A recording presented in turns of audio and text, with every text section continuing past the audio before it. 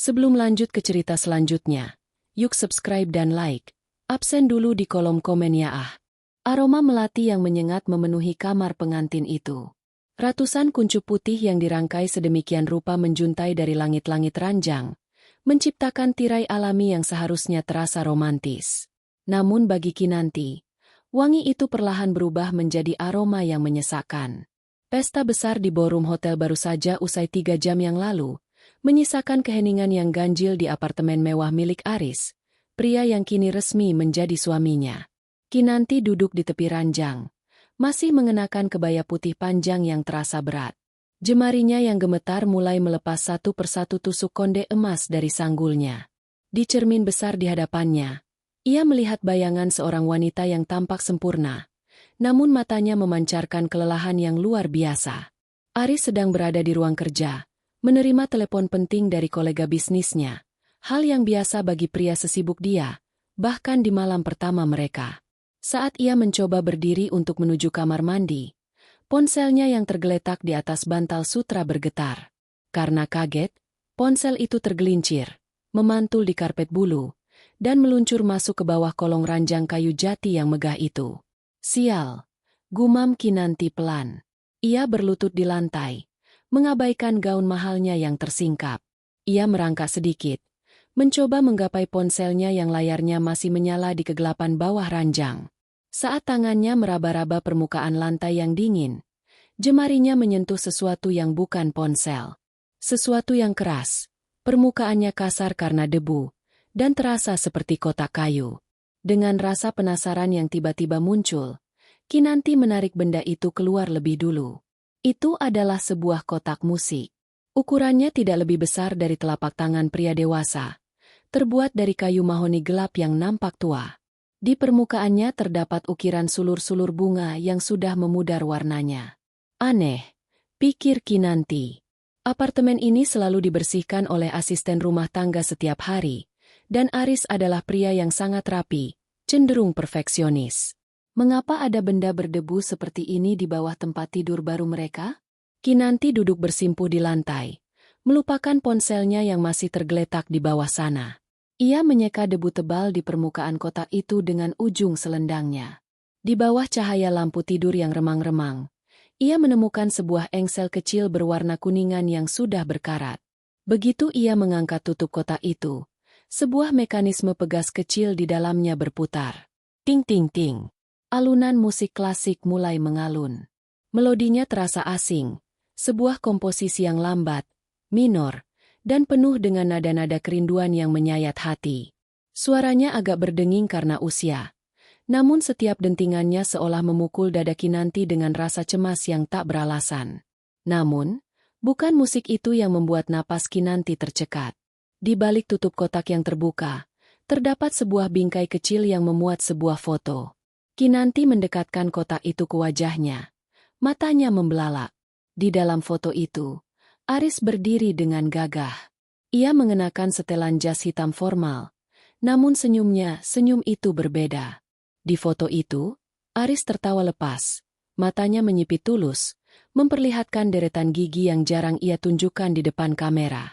Dan di pelukannya, berdiri seorang wanita lain. Wanita itu bukan Kinanti.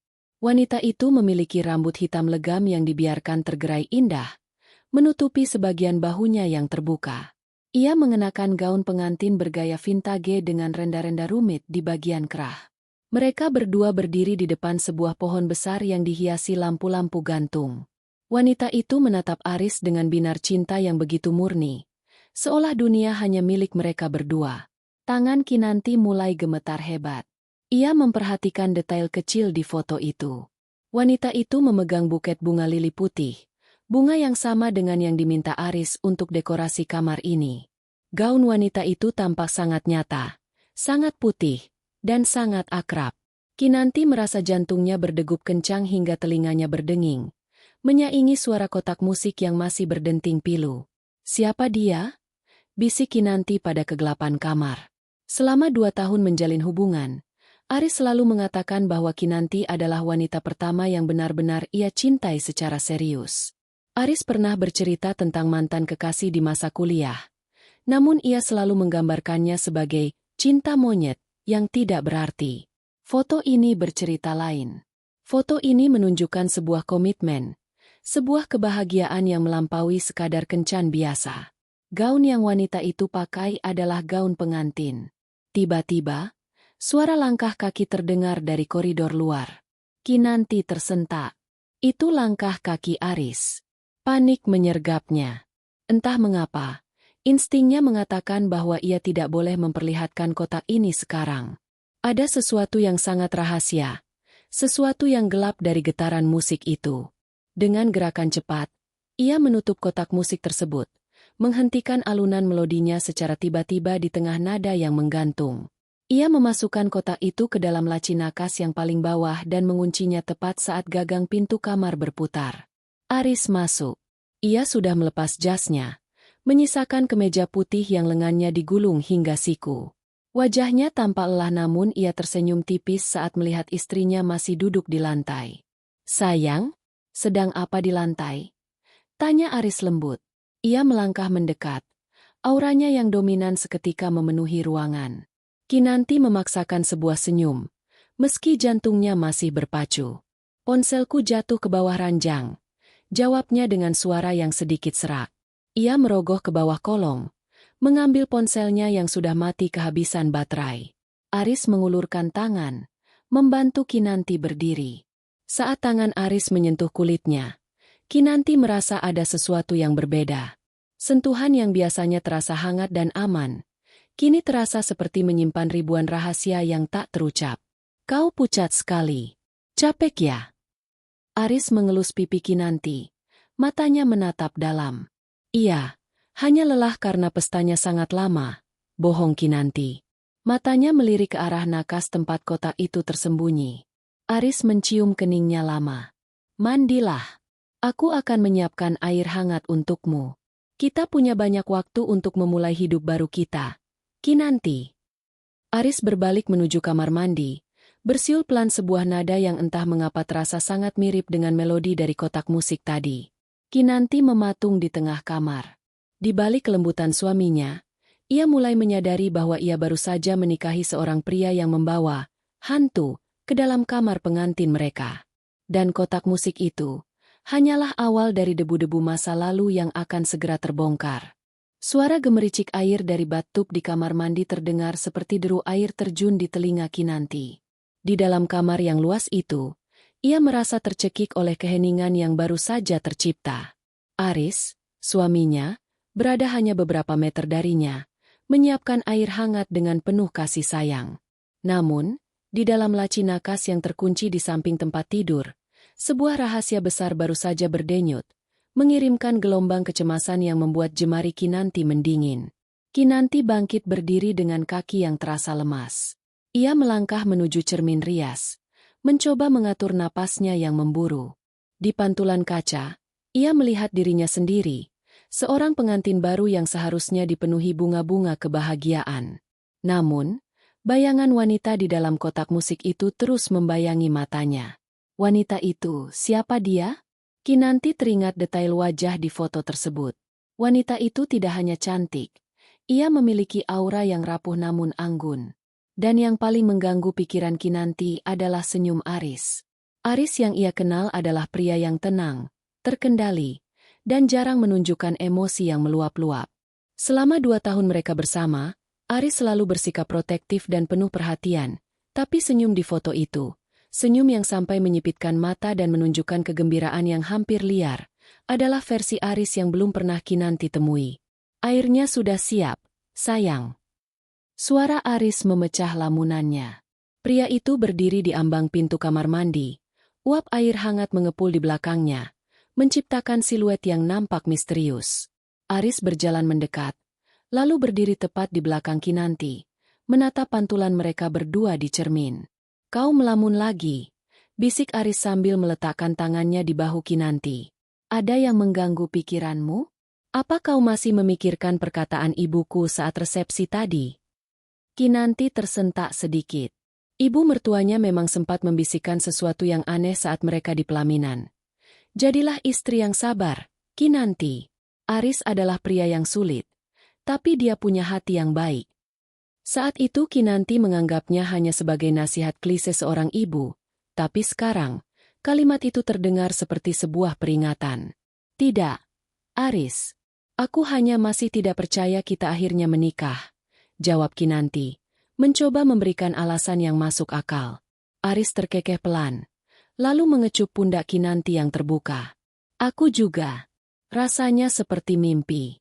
Aku akan melakukan apapun untuk memastikan kau bahagia di rumah ini. Apapun? Tanya Kinanti dalam hati. Termasuk menyembunyikan masa lalumu di bawah ranjang tempat kita tidur? Mandilah dulu. Aku akan menunggu di tempat tidur, kata Aris lagi sebelum melangkah pergi menuju sisi ranjang yang lain. Kinanti segera masuk ke kamar mandi dan mengunci pintu. Ia membutuhkan waktu untuk sendiri. Di bawah pancuran air hangat, ia mencoba menyusun kepingan teka-teki. Apartemen ini adalah tempat tinggal Aris selama 4 tahun terakhir. Sebelum mereka memutuskan untuk menikah dan menempati tempat ini bersama, Kinanti sering berkunjung, tapi ia tidak pernah melihat kotak musik itu. Aris selalu menjaga kebersihan dan keteraturan rumahnya dengan ketat. Bagaimana mungkin sebuah kotak kayu berdebu bisa berada di bawah ranjang? Tepat di malam pertama mereka? Apakah itu sengaja diletakkan di sana? Ataukah kotak itu adalah sesuatu yang secara tidak sengaja tertinggal saat proses pindahan barang-barang lama Aris? Setelah mandi, Kinanti keluar dengan mengenakan jubah mandi satin putih. Ia melihat Aris sudah berbaring di tempat tidur, bersandar pada bantal sambil membaca sebuah dokumen di tabletnya. Cahaya dari perangkat itu menyinari wajahnya, mempertegas garis rahangnya yang tegas. Kinanti merangkak naik ranjang, di sisi yang berseberangan dengan laci tempat ia menyimpan kotak itu. Ia merasa seolah-olah laci itu mengeluarkan suara detak jantung yang keras, meski ia tahu itu hanya imajinasinya. Aris, panggil Kinanti pelan saat ia sudah berbaring di samping suaminya. Ya. Aris menoleh, meletakkan tabletnya di nakas sisi kirinya. Pernahkah kau merasa ada sesuatu dari masa lalumu yang benar-benar tidak ingin kau ingat lagi? Aris terdiam sejenak. Matanya menatap langit-langit kamar, seolah-olah sedang menelusuri galeri ingatannya sendiri. Setiap orang punya masa lalu. Kinanti, ada hal-hal yang lebih baik dibiarkan terkubur agar kita bisa melangkah maju. Kenapa kau tiba-tiba bertanya begitu? Aku hanya merasa. Aku merasa aku belum sepenuhnya mengenalmu. Kadang-kadang kau terasa begitu jauh, bahkan saat kau sedang berada tepat di depanku. Aris memutar tubuhnya, menghadap Kinanti. Ia meraih tangan istrinya dan menggenggamnya erat. Masa laluku tidak penting lagi. Yang penting adalah sekarang. Kau adalah istriku. Kau adalah masa depanku. Jangan biarkan pikiran-pikiran yang tidak perlu merusak malam kita, ya? Aris mendekat, mencium bibir Kinanti dengan lembut namun menuntut. Dalam ciuman itu, Kinanti mencoba mencari kejujuran, namun yang ia rasakan hanyalah upaya Aris untuk menutup pembicaraan. Saat Aris akhirnya tertidur pulas beberapa jam kemudian, napasnya teratur dan tenang, Kinanti justru tetap terjaga. Dengan sangat hati-hati, Kinanti bangkit dari tempat tidur. Ia memastikan Aris tidak bergerak. Dengan gerakan yang sangat pelan, hampir tidak menimbulkan suara, ia membuka laci nakas yang telah ia kunci tadi. Ia mengambil kembali kotak musik itu. Ia tidak membukanya. Ia takut suaranya akan membangunkan Aris. Namun, di bawah cahaya bulan yang masuk melalui celah gorden, ia mengamati kotak itu lebih teliti. Ia meraba bagian bawah kotak. Ada sesuatu yang janggal. Di bagian bawah kayu mahoni itu, terdapat sebuah goresan kecil yang membentuk inisial. F. Siapa F? Kinanti menatap suaminya yang tertidur. Aris tampak begitu polos dalam tidurnya. Namun Kinanti tahu, senyum di foto dalam kotak musik itu bukan milik Kinanti. Senyum itu milik wanita bernama F tersebut. Tiba-tiba, Aris bergumam dalam tidurnya. Kinanti membeku, memeluk kotak musik itu di dadanya. Jangan-jangan pergi. Bisik Aris lirih. Suaranya terdengar penuh penderitaan. Sangat kontras dengan ketenangan yang ia tunjukkan sepanjang hari. Kinanti merasa bulu kuduknya berdiri. Aris tidak menyebutkan nama, tapi nada suaranya menyiratkan luka yang sangat dalam. Luka yang belum sembuh, meski ia telah memulai hidup baru dengan Kinanti. Kinanti kembali memasukkan kotak musik itu ke dalam laci. Ia menyadari satu hal, ia tidak bisa membiarkan ini begitu saja. Rasa penasaran itu kini telah berubah menjadi benih kecurigaan yang berakar. Siapa wanita yang memakai gaun pengantin itu? Mengapa fotonya disimpan dalam kotak musik yang disembunyikan di bawah ranjang pengantin mereka? Dan yang paling penting, apakah Aris masih mencintainya? Ataukah Kinanti hanyalah sebuah pengganti untuk mengisi kekosongan yang ditinggalkan oleh wanita dalam foto itu? Malam itu, Kinanti tertidur dengan hati yang retak, sementara melodi minor dari kotak musik itu terus berputar di dalam kepalanya, seperti sebuah kutukan yang tak mau berhenti. Pagi pertama sebagai seorang istri seharusnya disambut dengan sinar matahari yang hangat dan aroma kopi yang romantis. Namun bagi Kinanti, pagi itu terasa seperti fajar di medan perang yang sunyi. Cahaya matahari yang menerobos celah gorden perak di kamar mereka terasa terlalu terang, seolah-olah hendak menelanjangi rahasia yang ia simpan di dalam laci nakas. Aris sudah bangun lebih dulu. Kinanti mendengar suara pancuran air dari kamar mandi, diikuti oleh aroma sabun cendana yang maskulin, aroma yang biasanya menenangkan, tapi kini memicu kewaspadaan dalam dirinya. Dengan gerakan cepat, Kinanti memastikan laci nakasnya masih terkunci rapat. Ia menyelipkan kuncinya ke dalam saku jubah mandinya tepat saat Aris keluar dengan handuk melilit pinggang. "Pagi, sayang," sapa Aris. Wajahnya tampak segar. Sama sekali tidak menyeratkan pria yang semalam mengigau dalam penderitaan. Tidurnya nyenyak. Kinanti memaksakan senyum yang ia harap terlihat cukup meyakinkan. "Nyenyak, meski masih sedikit pegal. Kau mau langsung ke kantor?" "Hanya sebentar. Ada berkas yang harus ditandatangani sebelum kita berangkat bulan madu lusa nanti," jawab Aris sambil mengenakan kemeja biru pucatnya. "Aku sudah memesan sarapan. Harusnya sebentar lagi sampai." Sepanjang sarapan di meja makan marmer yang dingin, Kinanti memperhatikan setiap gerak-gerik suaminya. Aris memotong omeletnya dengan presisi yang menakutkan. Tidak ada yang aneh. Tidak ada tanda-tanda kegelisahan. Bagaimana mungkin seorang pria bisa menyimpan foto dirinya dengan wanita lain dalam balutan baju pengantin, lalu bersikap seolah-olah hidupnya adalah lembaran kertas putih yang bersih? "Aris," panggil Kinanti, mencoba memulai taktiknya. "Ya." Aris mendongak. Matanya yang tajam menatap langsung ke netra Kinanti. "Aku sedang berpikir untuk menata ulang sedikit gudang atau ruang penyimpanan di sini. Kau tahu, untuk menaruh barang-barang pribadiku yang masih di dalam kardus." Gerakan tangan Aris yang sedang memegang garpu terhenti sesaat. Hanya 1 detik, namun bagi Kinanti yang sedang mengobservasi, itu terasa seperti keabadian. "Gudang? Rasanya tidak perlu. Kinanti, aku sudah menyiapkan ruang di lemari besar dan ruang kerja untukmu. Barang-barang di gudang itu hanya sampah tua." "Oh ya? Seperti barang antik? Aku melihat kau punya selera yang unik pada benda-benda lama," pancing Kinanti. Aris meletakkan garpunya. Ekspresinya berubah menjadi datar, sulit dibaca. "Aku tidak terlalu suka barang antik. Mereka membawa debu dan kenangan yang tidak perlu. Kenapa tiba-tiba kau tertarik pada gudang?" "Hanya bertanya. Aku menemukan beberapa barang tua saat merapikan kamar kemarin," ucap Kinanti. Matanya terpaku pada reaksi Aris. Udara di ruang makan itu seolah membeku. Aris tidak bertanya, barang apa. Dia justru terdiam cukup lama sebelum akhirnya meminum kopinya hingga tandas. "Mungkin itu barang milik penyewa apartemen sebelum aku. Jangan dipikirkan. Buang saja kalau kau menemukannya lagi."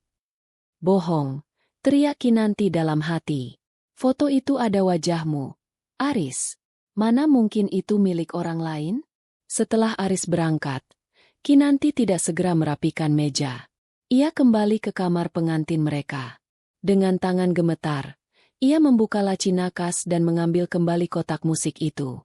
Ia butuh lebih dari sekadar melihat. Ia butuh bukti. Ia memperhatikan foto itu lagi. Kali ini dengan bantuan kaca pembesar dari ruang kerja Aris. Ia fokus pada latar belakang foto tersebut. Ada sebuah papan kayu kecil di belakang pasangan itu yang bertuliskan Willow Creek 2019. 5 tahun yang lalu. Kinanti memutar otaknya. 5 tahun lalu, ia belum mengenal Aris. Berdasarkan cerita Aris, tahun 2019 adalah tahun di mana ia sedang gila kerja di Singapura untuk membangun cabang perusahaannya. Namun, latar belakang foto ini tidak terlihat seperti Singapura. Pohon willow besar dan arsitektur rumah di belakangnya sangat khas daerah dataran tinggi di Jawa Barat. Kinanti kemudian teringat inisial di bawah kotak, EV. Ia menyalakan laptopnya. Jemarinya menari di atas keyboard. Ia mulai mencari dengan kata kunci, Aris Pratama 2019 pernikahan, Aris Pratama Willow Creek, hingga akhirnya ia mencoba memasukkan inisial itu, Eliana V. Aris Pratama. Hasil pencarian pertama nihil. Begitu juga yang kedua. Namun, saat ia menggabungkan kata kunci, Eliana, Willow Creek, dan hilang, sebuah artikel berita lokal dari sebuah portal berita kecil muncul. Berita lama, Juni 2019. Misteri hilangnya calon pengantin di perkebunan Willow Creek.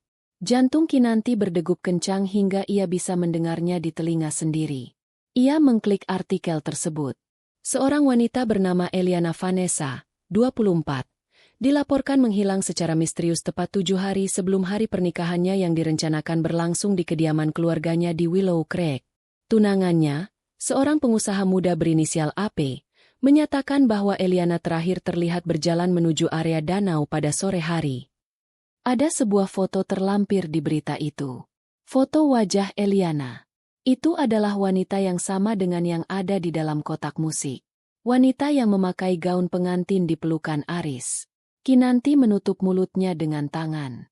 Napasnya tersengal. Jadi, wanita ini bukan sekadar mantan kekasih. Dia adalah calon istri Aris yang hilang. Dan Aris tidak pernah menyebutkan nama, Eliana, sekalipun selama 2 tahun mereka bersama. Bagi Aris, Eliana seolah-olah tidak pernah ada. Kenapa Aris menyembunyikannya?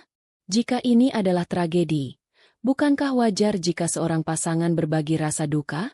Mengapa Aris harus berbohong tentang keberadaannya di Singapura pada tahun itu? Tiba-tiba, suara pintu depan apartemen terbuka. Kinanti tersentak. Aris seharusnya tidak pulang secepat ini. Panik. Kinanti langsung menutup laptopnya dan mencoba memasukkan kembali kotak musik itu ke dalam laci. Namun, karena terburu-buru, kotak itu jatuh ke lantai. Ting ting ting. Mekanisme musiknya terpicu. Alunan melodi minor yang menyayat hati itu kembali menggema di dalam kamar yang sunyi. Langkah kaki terdengar mendekat ke arah kamar. Kinanti dengan kalap berlutut, mencoba membungkam kotak itu, namun engselnya seolah tersangkut. Musiknya terus berbunyi, denting demi denting, terdengar seperti lonceng kematian di telinganya. Pintu kamar terbuka. Aris berdiri di sana. Tas kerjanya masih di tangan. Matanya tertuju langsung pada Kinanti yang sedang bersimpuh di lantai, memeluk sebuah kotak musik kayu yang masih mengeluarkan melodi. Wajah Aris berubah seketika. Ketangkasan dan keramahan yang ia tunjukkan saat sarapan tadi menguap, digantikan oleh ekspresi pucat yang mengerikan. Matanya yang biasanya hangat kini berubah menjadi sedingin es, menatap kotak itu dengan tatapan yang sulit diartikan, antara kemarahan, ketakutan, dan duka yang mendalam. Dari mana kau mendapatkan itu? Suara Aris rendah, nyaris seperti geraman. Kinanti mendongak. Air mata mulai menggenang di pelupuk matanya. Aris, siapa Eliana? Hening menyelimuti ruangan. Melodi kotak musik itu akhirnya melambat dan berhenti tepat di nada yang paling rendah, meninggalkan keheningan yang jauh lebih menakutkan daripada suara apapun yang pernah Kinanti dengar. Aris melangkah maju, perlahan, seolah-olah ia sedang mendekati mangsa. Aku sudah bilang padamu, Kinanti, jangan menggali apa yang sudah terkubur. Ketegangan di kamar itu terasa begitu pekat, seolah oksigen telah diisap keluar dari ruangan. Aris masih berdiri mematung, menatap kotak musik di tangan Kinanti dengan tatapan yang sulit diartikan. Namun, bukannya meledak dalam amarah, Aris justru menarik napas panjang dan memejamkan mata. Saat ia membukanya kembali, topeng ketenangan itu telah kembali, meski tampak retak di beberapa bagian. Itu hanya kenangan buruk. Kinanti. Sesuatu yang seharusnya dibuang oleh petugas pindahan, ujar Aris dengan nada datar yang dipaksakan. Ia mendekat, mengambil kotak itu dari tangan Kinanti yang gemetar, lalu memasukkannya ke dalam saku jasnya. Mandilah dan bersiaplah. Kita akan makan malam di luar. Jangan bahas ini lagi. Aris keluar dari kamar tanpa menunggu jawaban. Kinanti terduduk di lantai, merasa seolah suaminya baru saja menutup pintu besi di depan wajahnya. Namun, Aris melakukan satu kesalahan. Ia terlalu fokus pada kotak musik itu hingga tidak menyadari bahwa Kinanti telah mengambil tangkapan layar artikel berita tentang Eliana dan sempat memperhatikan detail gaun di dalam foto itu. Keesokan harinya, saat Aris benar-benar pergi ke kantor untuk menyelesaikan pekerjaan terakhirnya sebelum bulan madu, Kinanti memulai gerakannya. Ia tidak bisa pergi ke Willow Creek yang letaknya jauh di luar kota, tapi ia bisa memulai dari sesuatu yang ada di hadapannya, gaun itu. Dalam foto tersebut, gaun yang dikenakan Eliana sangat unik. Potongannya bergaya Edwardian dengan kerah tinggi yang terbuat dari rendahan made yang sangat halus. Ada motif bordir berbentuk bunga lili yang merambat di bagian dada. Kinanti, yang merupakan seorang ilustrator lepas, memiliki mata yang tajam untuk detail desain. Ia mengirimkan foto detail gaun tersebut, yang sempat ia potret dengan ponselnya diam-diam, kepada Citra, sahabatnya yang bekerja sebagai kurator di museum tekstil sekaligus kolektor busana pengantin kuno. Cit, tolong lihat ini. Kau tahu siapa desainer yang punya gaya seperti ini? Ini bukan gaun pabrikan. Pesan Kinanti lewat aplikasi chat. Hanya butuh 10 menit bagi Citra untuk membalas. Ya Tuhan, Kinanti. Ini karya Maestro Amara. Lihat pola, lili lembah, di dadanya. Itu tanda tangannya. Tapi, ini aneh. Kenapa aneh? Tanya Kinanti cepat. Butik Amara sudah tutup 5 tahun lalu. Namanya, El Atelier de Blanc. Lokasinya dulu di kawasan Menteng. Pemiliknya, Ibu Amara, meninggal dalam kecelakaan tragis tak lama setelah butiknya bangkrut karena sebuah skandal besar. Kabarnya, pesanan terakhirnya adalah sebuah gaun pengantin yang tidak pernah diambil karena pemesannya menghilang. Jantung Kinanti mencelos. Pemesannya menghilang. Kinanti segera bersiap. Ia mendapatkan alamat lama butik itu dari Citra. Meski butiknya sudah tutup, Citra bilang bahwa asisten pribadi Ibu Amara, seorang wanita tua bernama Belastri, masih tinggal di paviliun kecil di belakang bangunan butik yang kini terbengkalai tersebut. 1 jam kemudian, Kinanti berdiri di depan sebuah bangunan tua bergaya kolonial di sudut jalanan Menteng yang sepi. Bangunan itu tampak merana. Cat putihnya mengelupas seperti kulit yang terbakar matahari, dan tanaman merambat menutupi sebagian besar jendela kacanya yang berdebu. Kinanti berjalan memutar ke arah paviliun. Di sana, ia menemukan seorang wanita tua yang sedang menyapu daun-daun kering. Permisi, apakah ini benar kediaman Belastri? Tanya Kinanti sopan. Wanita tua itu berhenti menyapu, menatap Kinanti dengan mata yang sudah rabun namun tajam. Ya, saya sendiri. Ada keperluan apa, Nak? Kinanti mengeluarkan ponselnya dan menunjukkan foto Eliana yang mengenakan gaun putih itu. Saya ingin bertanya tentang gaun ini. Saya dengar ini adalah karya terakhir Ibu Amara. Melihat foto itu, tangan Belastri yang memegang sapu bergetar. Ia meletakkan sapunya dan mempersilakan Kinanti duduk di kursi rotan yang sudah rapuh. Gaun lili itu. Bisik Belastri. Suaranya parau. Itu gaun terkutuk. Saya ingat betul wanita di foto ini. Eliana. Dia datang ke sini berkali-kali untuk pengepasan. Dia sangat cantik, tapi wajahnya selalu terlihat cemas, seolah-olah dia sedang dikejar oleh sesuatu yang tidak terlihat. Kinanti mencondongkan tubuh. Cemas karena apa?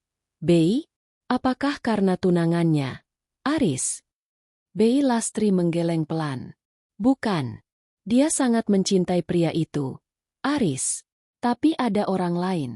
Eliana pernah bercerita pada Ibu Amara bahwa ada seseorang dari masa lalu Aris, atau mungkin keluarganya, yang terus-menerus mengiriminya ancaman. Mereka tidak ingin pernikahan itu terjadi. Siapa orang itu? Dia tidak pernah menyebutkan nama. Tapi sehari sebelum dia menghilang, dia datang ke butik dengan tergesa-gesa. Dia tidak mengambil gaunnya. Dia justru menitipkan sebuah kunci kecil kepada Ibu Amara. Dia bilang, "Jika sesuatu terjadi padaku, berikan kunci ini pada Aris." Tapi setelah Eliana hilang, Aris tidak pernah datang ke sini. Dia menghilang, butik ini bangkrut, dan Ibu Amara meninggal membawa rahasia itu. Kinanti merasa dunianya berputar.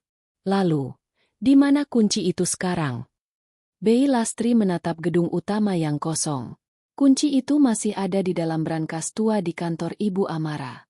Saya tidak punya kodenya, dan tidak ada yang mau menyentuh gedung itu lagi. Orang-orang bilang gedung itu berhantu oleh tangisan pengantin yang gagal menikah. Kinanti menatap gedung tua di hadapannya. Ia tahu ia harus masuk ke sana.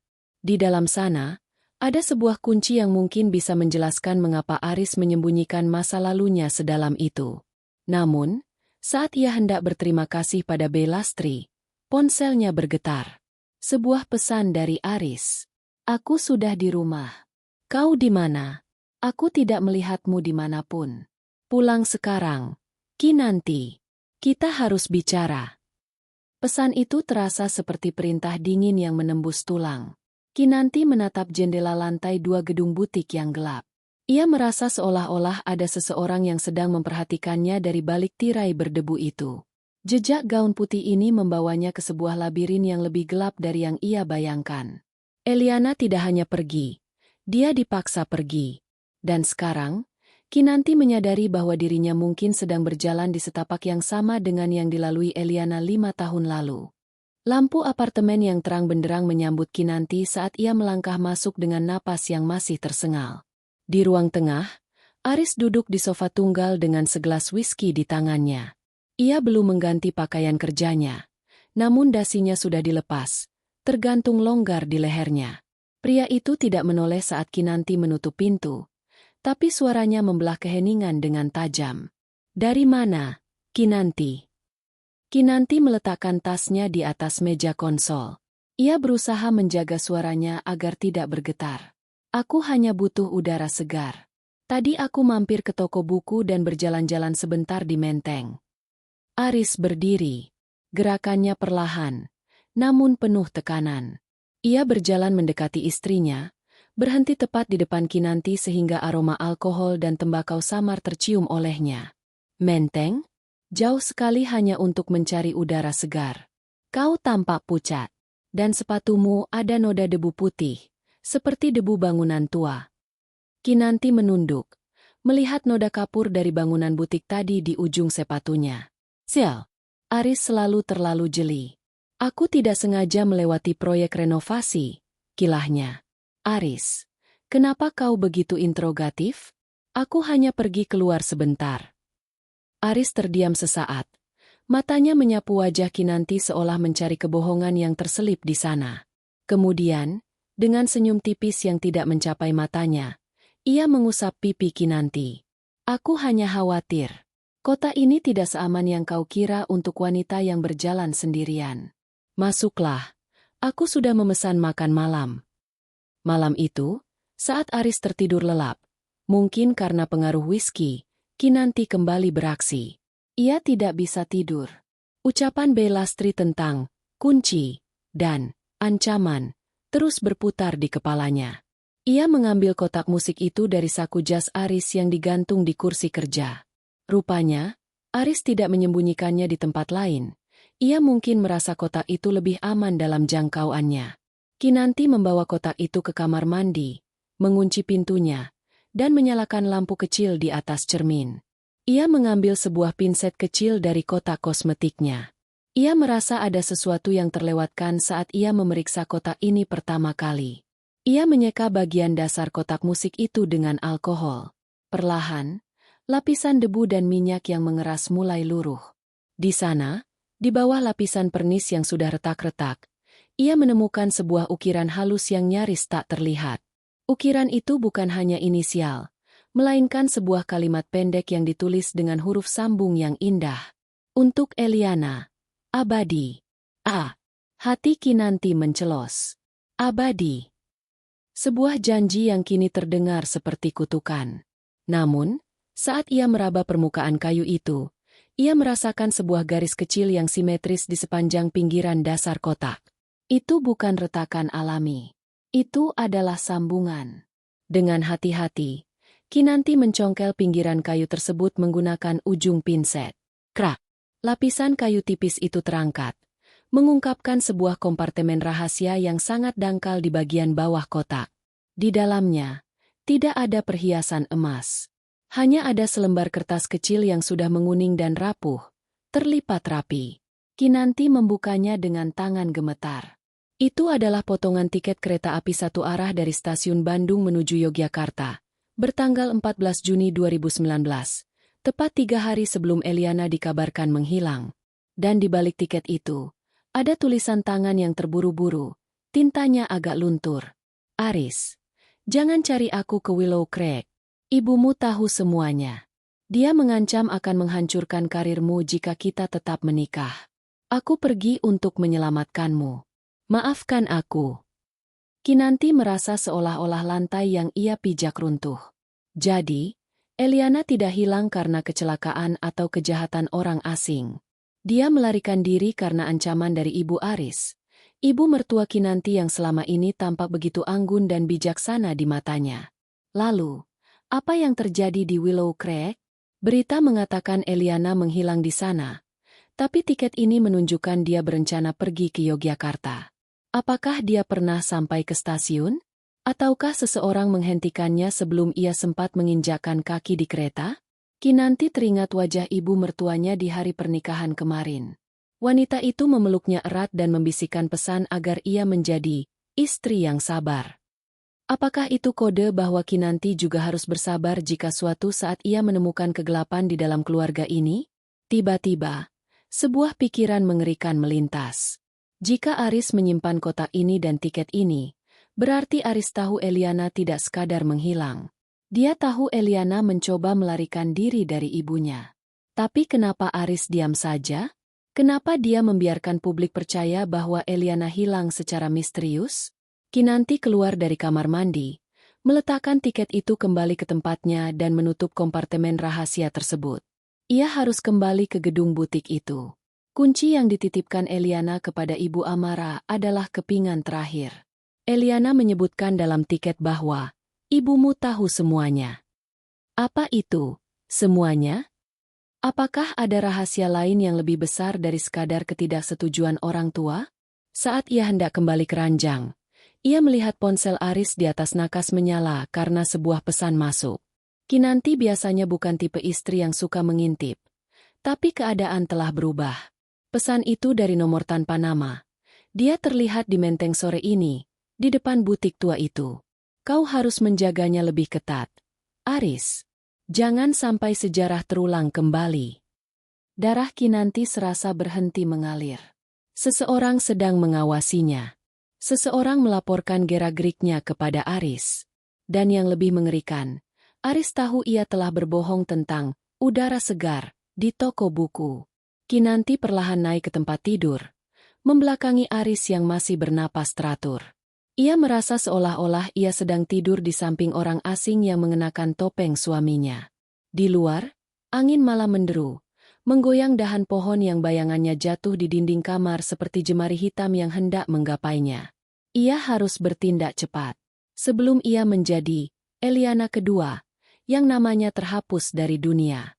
Pagi itu, suasana di apartemen tidak lagi terasa seperti rumah. Ruangan yang dirancang dengan estetika minimalis dan modern itu mendadak terasa seperti sangkar emas yang sempit. Aris tidak berangkat ke kantor. Ia duduk di meja makan, menyesap kopi hitamnya sambil menatap lurus ke arah jendela besar yang menampilkan pemandangan gedung-gedung pencakar langit Jakarta. Kenapa tidak bersiap? Aris? Katanya ada berkas yang harus ditandatangani. Tanya Kinanti, mencoba bersikap senormal mungkin meski jantungnya berdebar kencang sejak melihat pesan misterius di ponsel Aris semalam. Aris menoleh perlahan. Matanya tampak merah, seolah ia tidak tidur sama sekali. Aku membatalkan semua janji hari ini. Aku pikir, kita harus menghabiskan waktu bersama sebelum berangkat bulan madu. Lagi pula, Kau sepertinya sedang senang jalan-jalan, kan? Kalimat terakhir itu diucapkan dengan nada rendah yang mengandung sindiran tajam. Kinanti membeku saat menuang air ke gelasnya. Maksudmu? Jangan bermain denganku, Kinanti. Aris berdiri, melangkah mendekat hingga bayangannya menutupi tubuh Kinanti. Aku tahu kau tidak ke toko buku kemarin. Aku tahu kau pergi ke Menteng, ke gedung tua milik Amara. Apa yang kau cari di sana? Kinanti merasa lidahnya keluh. Ia ingin berteriak dan bertanya tentang Eliana, tentang ancaman ibunya, dan tentang pesan singkat semalam. Namun, melihat sorot mata Aris yang penuh kilat emosi, ia sadar bahwa konfrontasi langsung bisa membahayakannya. Aku hanya penasaran karena Citra bercerita tentang butik legendaris itu. Jawab Kinanti terbata. Aku tidak tahu kalau itu akan membuatmu marah. Aku tidak marah, potong Aris cepat. Suaranya naik 1 oktav. Aku hanya ingin melindungimu. Tempat itu tidak aman. Masa lalu yang ada di sana, itu beracun. Kau tidak seharusnya mengaduk-aduk sampah yang sudah lama dibuang. Aris kemudian menggenggam pergelangan tangan Kinanti. Tidak cukup keras untuk menyakiti, tapi cukup kuat untuk menunjukkan dominasi. Mulai hari ini, aku tidak ingin kau keluar rumah sendirian. Sopir pribadiku, Pak Anwar, akan mengantarmu kemanapun. Dan tolong, berikan ponselmu padaku. Aku ingin memasang aplikasi pelacak keamanan untuk berjaga-jaga jika terjadi sesuatu. Kinanti menarik tangannya dengan sentakan kecil. Aplikasi pelacak? Aris, ini berlebihan. Aku istrimu, bukan tahananmu. Ini demi kebaikanmu. Kinanti, kau tidak tahu apa yang sedang kau hadapi. Aris membentak, membuat Kinanti tersentak mundur hingga menabrak meja makan. Suasana seketika hening. Aris tampak menyesali ledakannya. Ia mengusap wajahnya dengan kasar, lalu berbalik memunggungi Kinanti. Maafkan aku. Aku hanya tidak ingin kehilangan lagi. Masuklah ke kamar. Istirahatlah. Kinanti tidak membantah. Ia berjalan cepat menuju kamar dan mengunci pintunya. Air mata kemarahan dan ketakutan mengalir di pipinya. Ia merasa terperangkap. Aris telah berubah dari suami yang penuh kasih menjadi sipir penjara yang paranoid. Dan pesan semalam membuktikan satu hal, Aris tidak bekerja sendirian. Ada orang lain yang mengawasi Kinanti, seseorang yang mungkin saja adalah orang yang sama yang mengirim ancaman kepada Eliana 5 tahun lalu. Di dalam kamar, Kinanti mulai mencari tahu di mana Aris menyembunyikan kotak musik itu.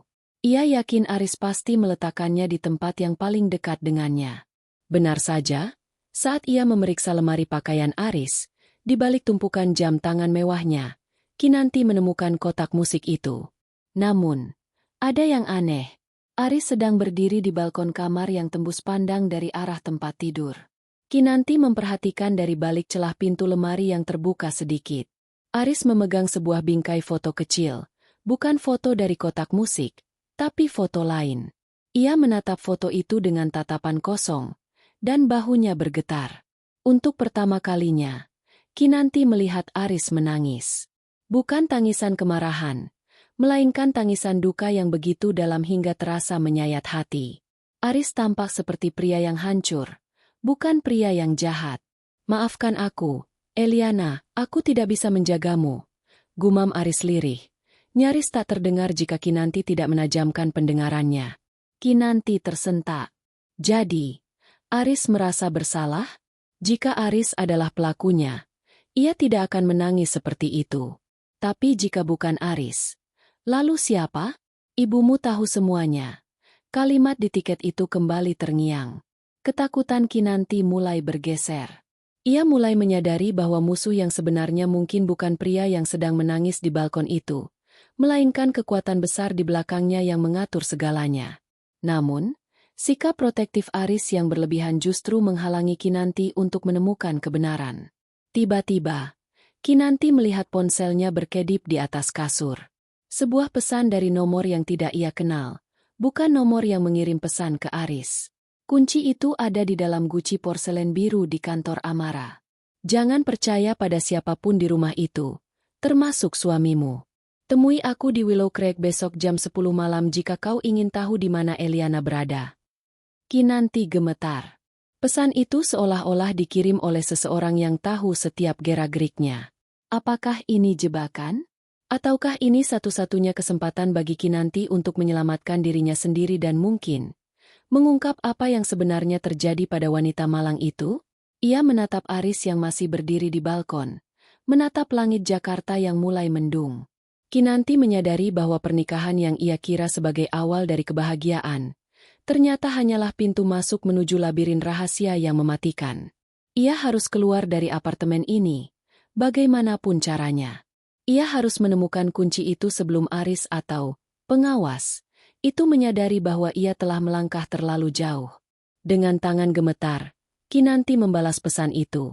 Siapa kau? Jawaban muncul dalam hitungan detik. Seseorang yang gagal menyelamatkan Eliana. Jangan sampai kau menjadi yang berikutnya. Kinanti menutup mulutnya, menahan isak tangis yang hampir pecah. Ia kini bukan sekadar mencari tahu masa lalu suaminya. Ia sedang berjuang untuk bertahan hidup di tengah badai rahasia keluarga Pratama yang siap menelannya bulat-bulat. Satu-satunya cara untuk keluar dari apartemen tanpa memicu kecurigaan Aris adalah dengan berpura-pura menyerah. Pagi berikutnya, Kinanti bersikap sangat manis. Ia membuatkan kopi kesukaan Aris, merapikan dasinya, dan berjanji akan menghabiskan waktu dengan membaca buku di perpustakaan rumah.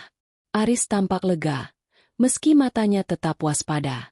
Saat Aris akhirnya harus pergi ke pertemuan mendadak yang tidak bisa ia tinggalkan, ia meminta Pak Anwar, sopir pribadinya, untuk berjaga di depan lobi. Kinanti tidak kehilangan akal. Ia memesan layanan jasa antar barang untuk mengambil sebuah paket besar dari unitnya. Saat kurir datang, Kinanti mengenakan jaket hoodie lebar dan masker, lalu menyelip keluar bersamaan dengan kurir tersebut melalui pintu keluar staf yang jarang dijaga ketat. Di dalam taksi online yang sudah menunggunya 2 blok dari sana, jantung Kinanti berdegup kencang. Ia tidak menuju Menteng, melainkan ke kediaman Ibu Widya, ibu mertuanya. Rumah keluarga Pratama berdiri megah di kawasan perumahan elit yang tenang. Arsitekturnya bergaya kolonial modern dengan pilar-pilar putih yang menjulang tinggi, memberikan kesan angkuh sekaligus dingin. Kinanti disambut oleh pelayan lama keluarga itu yang mengenalinya. Ibu ada di taman belakang, Non Kinanti, ucap pelayan itu sopan. Kinanti melangkah menuju taman. Di sana, Ibu Widya sedang duduk dengan anggun, memotong batang-batang mawar dengan gunting perak. Ia mengenakan kaftan sutra dan kacamata hitam, tampak seperti wanita yang tidak pernah tersentuh oleh noda debu sedikitpun. Kinanti? Kejutan yang manis, ucap Widya tanpa menoleh, seolah ia sudah tahu siapa yang datang dari aroma parfumnya. Kenapa kau tidak bersama Aris? Bukankah ini waktu bulan madu kalian? Kinanti duduk di kursi rotan di seberang mertuanya. Ada sesuatu yang mengganjal di hati saya, Bu. Dan saya rasa hanya ibu yang bisa memberikan jawaban jujur. Widya meletakkan guntingnya perlahan.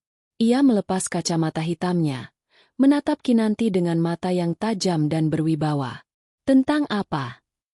Tentang Eliana. Dan tentang kunci yang dia titipkan di butik Amara. Suara Kinanti terdengar tegas, meski tangannya di bawah meja saling meremas kuat. Wajah Widya tidak berubah, namun ada kilatan dingin yang melintas di matanya. Ia menuangkan teh ke cangkir porselen dengan tangan yang sangat tenang. Aris seharusnya sudah membuang kotak musik itu. Pria itu memang terlalu sentimental, persis seperti ayahnya. Itu adalah kelemahannya yang paling besar. Jadi ibu mengakuinya? Bahwa ibu yang mengancam Eliana agar dia pergi. Widya terkekeh pelan. Suara tawanya terdengar hambar. Ancaman? Itu kata yang kasar. Kinanti. Saya hanya memberikan realitas. Eliana adalah gadis yang cantik, tapi dia rapuh. Dia tidak akan sanggup menanggung beban menjadi istri seorang Pratama. Dia memiliki masa lalu keluarga yang kelam. Ayahnya seorang narapidana kasus korupsi yang memalukan. Jika Aris menikahinya, karir bisnis yang sedang dibangun keluarga ini akan hancur dalam semalam. Tapi dia mencintai Aris. Dan Aris sangat mencintainya. Seru Kinanti. Widya mencondongkan tubuh. Tatapannya mengunci Kinanti. Cinta adalah kemewahan bagi orang biasa. Kinanti. Bagi kita, pernikahan adalah tentang aliansi dan reputasi. Saya hanya memintanya pergi untuk kebaikan Aris. Saya memberinya uang, tiket kereta, dan jaminan hidup baru di tempat lain. Dia setuju. Dia sadar diri.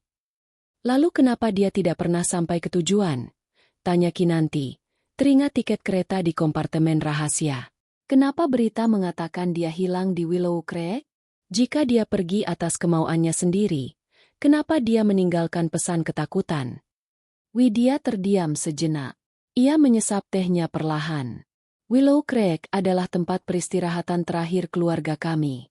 Malam itu, dia memang pergi ke sana untuk mengambil barang-barangnya sebelum berangkat ke stasiun. Apa yang terjadi setelahnya, saya tidak tahu. Mungkin dia berubah pikiran dan memutuskan untuk menghilang sepenuhnya. Atau mungkin, dia memang tidak sekuat yang saya kira. Kinanti merasa ada lubang besar dalam cerita mertuahnya. Ibu berbohong. Ada pesan yang saya terima. Seseorang mengatakan ibu tahu segalanya. Seseorang yang gagal menyelamatkan Eliana. Gelas teh Widya berdenting keras saat diletakkan kembali ke piringnya.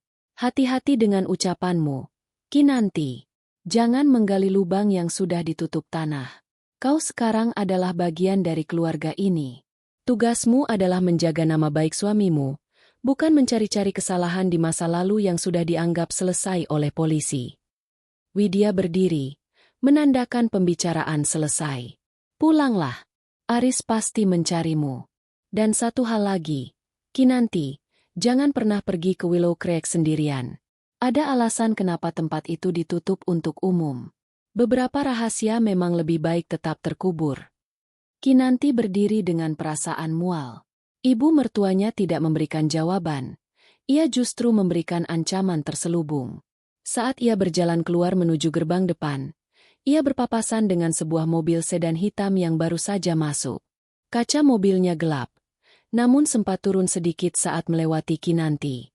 Di dalam mobil itu, Kinanti melihat seorang pria paruh baya yang tampak familiar.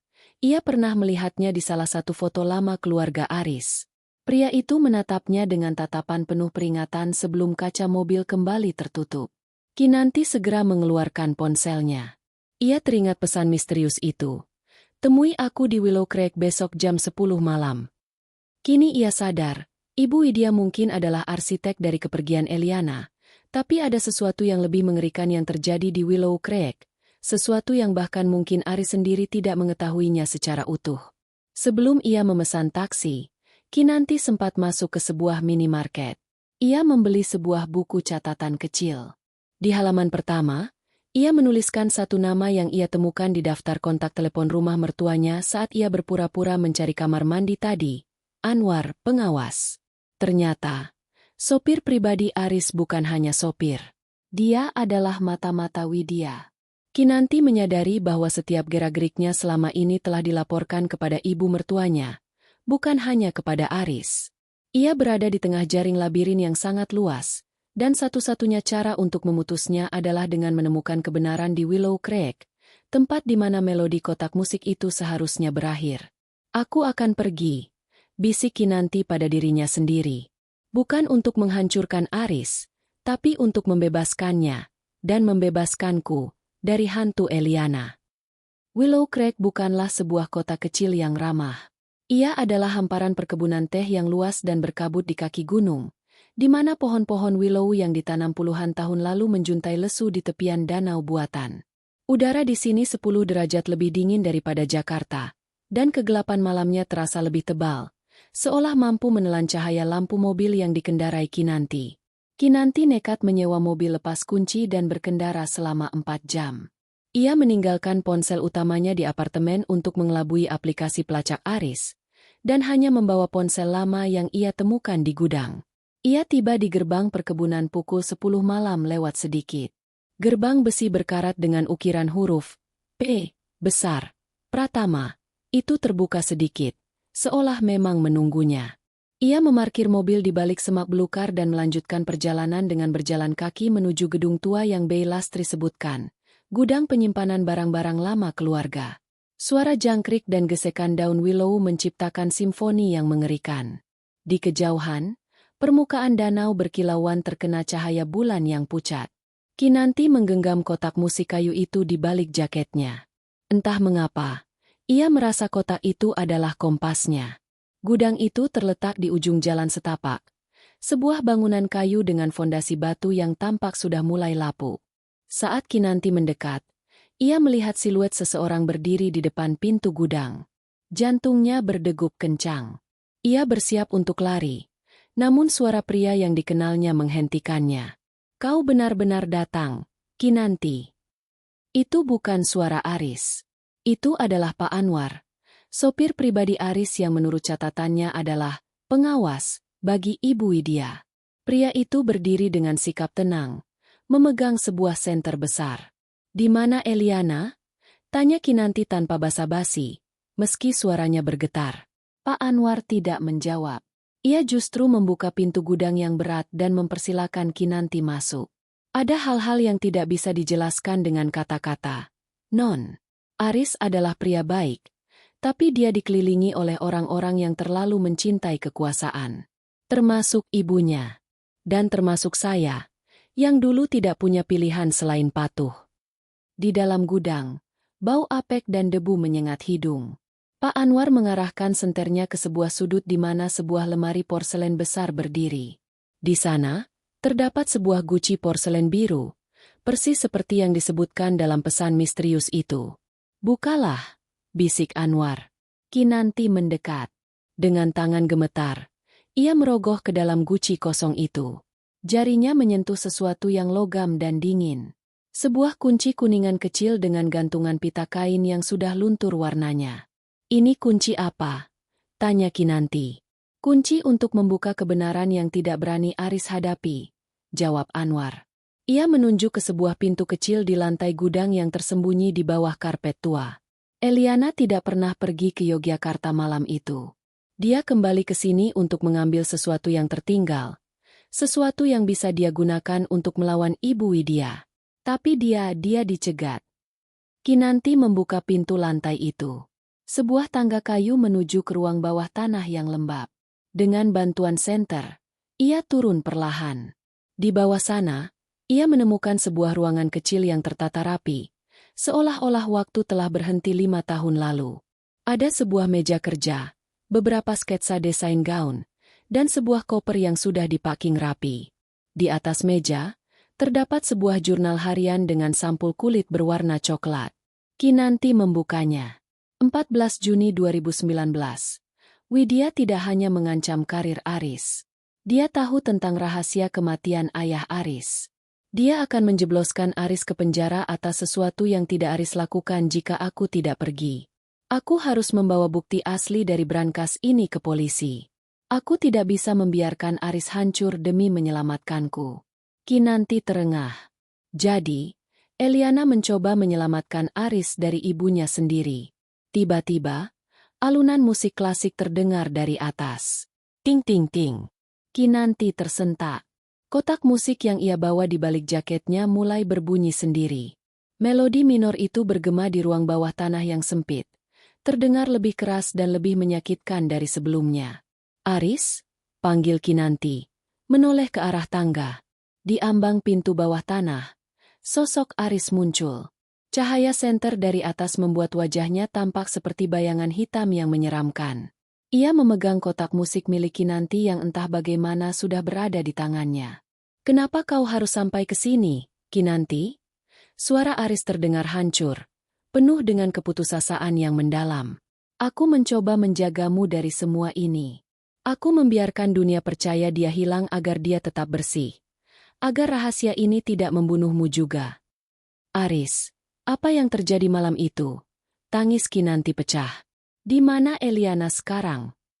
Aris turun satu persatu anak tangga. Matanya terpaku pada jurnal di tangan Kinanti. "Dia tidak pernah meninggalkan tempat ini, Kinanti. Ibuku tidak hanya mengancam. Dia mengirim orang untuk menghentikannya." Aku terlambat. Saat aku sampai di sini, aku hanya menemukan kotak musik ini di lantai dan danau yang sudah tenang. Kinanti mundur hingga punggungnya menabrak dinding batu yang dingin. Kau tahu dia ada di dasar danau itu? Dan kau diam saja selama 5 tahun. Aku tidak punya bukti untuk melawan ibuku tanpa menghancurkan diriku sendiri. Aris berteriak. Air mata kini mengalir di pipinya. Setiap malam aku mendengar melodi ini. Kinanti. Setiap malam dia memanggilku dari bawah sana. Aku menikahimu karena aku ingin berhenti mendengar suara itu. Aku ingin hidup normal. Kinanti menatap suaminya dengan rasa ngeri yang tak terlukiskan. Pria di depannya bukan hanya korban. Dia adalah saksi yang membisu demi keselamatannya sendiri. Dan sekarang, Kinanti menyadari bahwa dirinya bukan sekadar pengganti, melainkan sebuah upaya Aris untuk mengubur rasa bersalahnya di bawah lapisan pernikahan baru. Namun, di balik bahu Aris, Pak Anwar berdiri dengan ekspresi yang sangat dingin. Ia memegang sebuah ponsel dan sedang melakukan panggilan. Dia sudah menemukan jurnalnya. Nyonya, ucap Anwar datar. Ya, keduanya ada di sini. Kinanti menyadari bahwa bahaya yang sebenarnya bukan hanya rahasia itu sendiri, melainkan Ibu Widya yang tidak akan membiarkan siapapun, termasuk anak kandungnya, merusak tatanan yang telah ia bangun dengan darah dan kebohongan. Suara sirine mobil polisi terdengar di kejauhan. Atau mungkinkah itu bukan polisi? Di Willow Creek yang terpencil, bantuan jarang datang tepat waktu. Kita harus pergi dari sini, Aris, bisik Kinanti, meraih tangan suaminya. Sekarang, angin kencang bertiup dari arah danau, membawa kabut tebal yang menyelimuti perkebunan Willow Creek. Suasana di dalam gudang bawah tanah itu terasa semakin mencekam. Kinanti menarik tangan Aris, mencoba menyadarkan suaminya dari guncangan emosional yang melumpuhkannya. Di atas mereka, langkah kaki Pak Anwar terdengar menjauh, namun suara deru beberapa mobil yang mendekat memberi pertanda bahwa mereka tidak lagi sendirian. Aris, bangun. Kita tidak punya waktu. Seru Kinanti. Aris mendongak. Matanya yang sembab menatap Kinanti dengan tatapan kosong. Semuanya sudah berakhir. Kinanti, ibuku tidak akan pernah membiarkan jurnal itu keluar dari sini. Dia lebih memilih menghancurkan kita daripada melihat nama Pratama tercemar. Tidak, kita punya jurnal ini. Eliana memberikan hidupnya agar kau tahu kebenarannya. Jangan biarkan pengorbanannya sia-sia. Kinanti meremas tangan Aris, menyalurkan sedikit kekuatan yang ia miliki. Mereka berdua naik kembali ke lantai atas gudang. Saat melangkah keluar ke udara malam yang dingin, cahaya lampu sorot mobil yang sangat terang menyilaukan mata mereka. 3 buah sedan hitam terparkir dalam formasi setengah lingkaran di depan gudang, menghalangi jalan keluar. Di tengah-tengah, berdiri Ibu Widya, masih dengan keanggunan yang mengerikan, mengenakan mantel wol panjang dan memegang payung meski hujan belum turun. Di sampingnya, Pak Anwar berdiri dengan kepala tertunduk, sementara beberapa pria berbadan tegap menjaga setiap sudut. Bawa jurnal itu padaku, Kinanti. Suara Ibu Widya terdengar tenang, namun nadanya sedingin es yang mampu membekukan sumsum tulang. Tidak, Bu, jawab Kinanti, mencoba berdiri tegak di samping Aris. Dunia perlu tahu apa yang ibu lakukan pada Eliana. Dia tidak pernah meninggalkan Aris. Ibu yang membuatnya menghilang. Widya menghela napas panjang, seolah sedang menghadapi anak kecil yang nakal. Eliana adalah gangguan, Kinanti. Sebuah variabel yang salah dalam persamaan yang sudah sempurna. Dia pikir dia bisa menyelamatkan Aris dengan bukti-bukti bodoh tentang ayahnya? Dia tidak mengerti bahwa di dunia ini, kebenaran adalah apa yang dikatakan oleh pemenang. Aris melangkah maju, melepaskan pegangan Kinanti. Suaranya bergetar karena amarah yang tertahan selama 5 tahun. Kenapa, Bu? Kenapa harus Eliana? Aku akan melakukan apapun yang ibu minta. Aku akan menjalankan bisnis itu. Aku akan menikahi siapapun pilihan ibu. Tapi kenapa ibu harus membunuhnya? Aku tidak membunuhnya, Aris. Widya membentak. Untuk pertama kalinya emosinya meledak. Dia melompat ke danau itu sendiri karena dia tidak sanggup menghadapi kenyataan bahwa kaulah yang secara tidak sengaja menyebabkan kecelakaan ayahmu. Dia ingin melindungimu, tapi dia terlalu lemah untuk menanggung rahasia itu bersama kita. Kinanti tersentak. Ia menatap Aris. Jadi itu rahasia besarnya? Aris adalah penyebab kematian ayahnya sendiri? Aris tertunduk. Bahunya terguncang hebat. Kebenaran yang selama ini dikubur di dasar hatinya kini ditarik paksa ke permukaan. Tapi ibu yang memojokkannya, bisik Kinanti. Ibu yang membuatnya merasa bahwa satu-satunya cara menyelamatkan Aris adalah dengan menghilang atau mati. Ibu pembunuhnya, meski tangan ibu tidak menyentuh air itu. Widya memberi isyarat kepada anak buahnya. Cukup, ambil jurnal itu. Dan pastikan mereka tidak meninggalkan Willow Creek malam ini. Saat para pria itu merangsek maju, Aris tiba-tiba menarik kotak musik dari sakunya. Ia memutar kunci pemutarnya dengan cepat hingga suara melodi minor itu memekik di tengah keheningan malam. Ting ting ting. Jangan mendekat, teriak Aris. Ia menarik sebuah pemantik api dari sakunya. Jurnal ini ada di tangan Kinanti. Dan aku memegang kotak musik yang berisi bukti asli rekaman suara ibu malam itu. Jika kalian maju satu langkah lagi, aku akan membakar gudang ini bersama kita semua di dalamnya. Widya terpaku. Ia tidak tahu tentang rekaman suara itu. Matanya melebar penuh ketakutan. Bukan takut kehilangan anaknya, tapi takut kehilangan martabatnya. Di tengah kekacauan itu, Pak Anwar tiba-tiba bergerak. Bukannya membantu anak buah Widya, ia justru menendang salah satu dari mereka dan menarik Kinanti menuju mobil sewaan yang tersembunyi. Lari. Non. Bawa jurnal itu ke kantor polisi pusat di kota. Jangan ke kantor polisi lokal. Mereka semua di bawah kendali Nyonya. Teriak Anwar. Pak Anwar, kenapa? Kinanti bingung. Saya sudah terlalu lama hidup dalam dosa. Non. Eliana adalah keponakan saya. Saya diam selama 5 tahun karena diancam. Tapi melihat Non, saya tidak bisa diam lagi. Kinanti menoleh ke arah Aris. Aris menatapnya, memberikan isyarat agar Kinanti segera pergi. Pergilah, Kinanti. Selamatkan dirimu. Aku akan menyelesaikan ini dengan ibuku. Kinanti bimbang. Namun ia tahu jurnal di tangannya adalah satu-satunya senjata mereka. Ia masuk ke mobil, menghidupkan mesin, dan menginjak gas sedalam mungkin. Suara tembakan terdengar pecah di udara malam, memecah kesunyian Willow Creek. Melalui spion, Kinanti melihat Aris berdiri kokoh di depan gudang yang mulai dilalap api, memegang kotak musik yang terus berdenting, sementara sosok Eliana seolah-olah hadir di antara kabut dan api, memanggil mereka untuk mengakhiri mimpi buruk ini. Kinanti memacu mobilnya menembus kegelapan. Air mata mengaburkan pandangannya. Di sampingnya, jurnal Eliana terasa berat, seolah membawa beban ribuan rahasia yang kini berada di pundaknya. Ia harus sampai ke kota. Ia harus memastikan bahwa melodi pengkhianatan ini berhenti di sini, di tepi danau yang telah menelan terlalu banyak cinta. Lampu neon di ruang interogasi markas kepolisian pusat berpendar putih pucat, memantul di atas meja logam yang dingin. Di hadapan Kinanti, jurnal Eliana yang sampulnya sedikit terkena noda asap dan kotak musik kayu mahoni itu tergeletak berdampingan. Kinanti duduk dengan bahu yang merosot. Tangannya masih gemetar saat ia menyesap teh hangat yang diberikan oleh seorang polwan. Berita pagi ini meledak seperti bom di seluruh negeri. Skandal Willow Creek. Istri pengusaha ternama ditangkap atas kasus penghilangan barang bukti dan ancaman pembunuhan.